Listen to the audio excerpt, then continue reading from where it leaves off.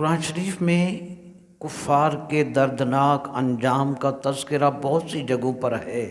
سورہ الفرقان میں اللہ تبارک و تعالی نے کفار کے بارے میں فرمایا، اور ان کافروں کو جب آگ میں کسی تنگ جگہ سے زنجیروں میں جکڑ کر جب ان کو پھینکا جائے گا تو دوزخ میں ان کو جب ڈالا جائے گا زنجیروں میں جکڑ کر، ان کی زبان پر کیا ہوگا؟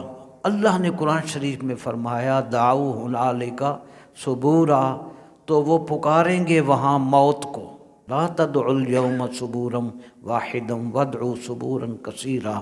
ان کو جواب میں کہا جائے گا بدبخت کفار، آج ایک موت نہ مانگو بلکہ بہت سی موتوں کو دعوت دو، تمہیں سزا مل کر گویا رہے گی۔